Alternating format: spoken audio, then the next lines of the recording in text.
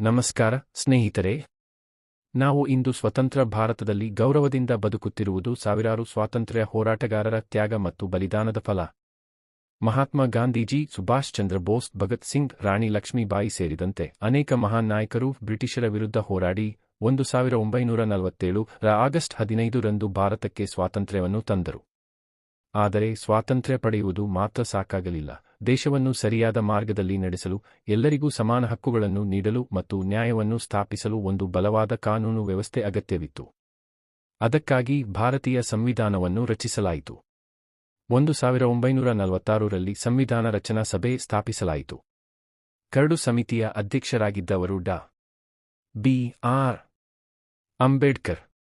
ಅವರು ಅತ್ಯುತ್ತಮ ಕಾನೂನು ಪಂಡಿತರಾಗಿದ್ದು ಸಾಮಾಜಿಕ ನ್ಯಾಯಕ್ಕಾಗಿ ಹೋರಾಡಿದ ಮಹಾನ್ ನಾಯಕರು.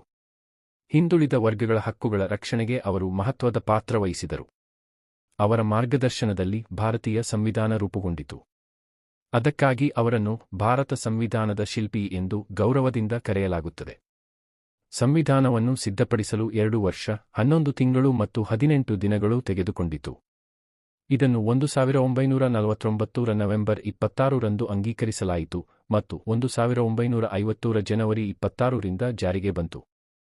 ಆದ್ದರಿಂದಲೇ ನಾವು ಜನವರಿ 26 ಅನ್ನು ಗಣರಾಜ್ಯೋತ್ಸವವಾಗಿ ಆಚರಿಸುತ್ತೇವೆ.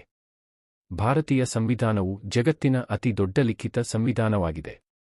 ಇದು ಪ್ರಜೆಯ ಹಕ್ಕುಗಳು, ಕರ್ತವ್ಯಗಳು ಮತ್ತು ಸರ್ಕಾರದ ಅಧಿಕಾರಗಳನ್ನು ಸ್ಪಷ್ಟವಾಗಿ ವಿವರಿಸುತ್ತದೆ. ಸಂವಿಧಾನದ ಪೀಠಿಕೆಯಲ್ಲಿ ಭಾರತವನ್ನು ಸಾರ್ವಭೌಮ, ಸಮಾಜವಾದಿ, ಜಾತ್ಯತೀತ, ಪ್ರಜಾಸತ್ತಾತ್ಮಕ ಗಣರಾಜ್ಯ ಎಂದು ಘೋಷಿಸಲಾಗಿದೆ. ಇಗೋ ಮುಖ್ಯವಾದ ಪ್ರಶ್ನೆ: ನಮ್ಮ ಸಂವಿಧಾನದ ಪ್ರಭಾವ ನಮ್ಮ ದೈನಂದಿನ ಜೀವನದಲ್ಲಿ ಏನು? ಪ್ರತಿ ಬಾರಿ ನಾವು ಮತ ಚಲಾಯಿಸುವಾಗ ಅದು ಸಂವಿಧಾನ ನೀಡಿದ ಸಮಾನ ಮತದಾನದ ಹಕ್ಕಿನ ಫಲ. ನಾವು ಮಾತಿನ ಸ್ವಾತಂತ್ರ್ಯದಿಂದ ಅಭಿಪ್ರಾಯ ವ್ಯಕ್ತಪಡಿಸುವಾಗ ಅದು ಸಂವಿಧಾನ ನೀಡಿದ ಹಕ್ಕು. ಧರ್ಮ, ಭಾಷೆ ಅಥವಾ ಜಾತಿಯ ಆಧಾರದ ಮೇಲೆ ಭೇದಭಾವ ನಡೆಯಬಾರದು ಎಂಬುದು ಸಂವಿಧಾನದ ಭರವಸೆ. ಬಾಲಕಾರ್ಮಿಕತೆ ನಿಷೇಧ, ಮಹಿಳೆಯರ ಹಕ್ಕುಗಳ ರಕ್ಷಣೆ, ಶಿಕ್ಷಣದ ಹಕ್ಕು ಇವೆಲ್ಲವೂ ಸಂವಿಧಾನದ ಪರಿಣಾಮ. ನ್ಯಾಯಾಲಯಗಳು ನಮ್ಮ ಹಕ್ಕುಗಳನ್ನು ರಕ್ಷಿಸುವುದು ಕೂಡ ಸಂವಿಧಾನದ ಶಕ್ತಿಯಿಂದಲೇ. ಯಾವುದೇ ವ್ಯಕ್ತಿ ತನ್ನ ಹಕ್ಕು ಉಲ್ಲಂಘನೆಗೊಂಡರೆ ನ್ಯಾಯಾಲಯದ ಮೊರೆ ಹೋಗಬಹುದು. ಇದು ಪ್ರಜಾಸತ್ತಾತ್ಮಕ ವ್ಯವಸ್ಥೆಯ ಬಲ. ಹೀಗಾಗಿ ಸಂವಿಧಾನವೆಂದರೆ ಕೇವಲ ಒಂದು ಕಾನೂನು ಪುಸ್ತಕವಲ್ಲ, ಅದು ನಮ್ಮ ಜೀವನದ ಪ್ರತಿಯೊಂದು ಕ್ಷೇತ್ರದಲ್ಲಿ ಪರಿಣಾಮ ಬೀರುವ ಮಾರ್ಗದರ್ಶಕ. ಅದು ನಮ್ಮ ಹಕ್ಕುಗಳ ರಕ್ಷಕ, ನಮ್ಮ ಸಮಾನತೆಯ ಭರವಸೆ ಮತ್ತು ನಮ್ಮ ಪ್ರಜಾಸತ್ತಾತ್ಮಕ ವ್ಯವಸ್ಥೆಯ ಹೃದಯ. ಸಂವಿಧಾನವನ್ನು ಗೌರವಿಸುವುದು ಮತ್ತು ಪಾಲಿಸುವುದು ನಮ್ಮೆಲ್ಲರ ಕರ್ತವ್ಯ.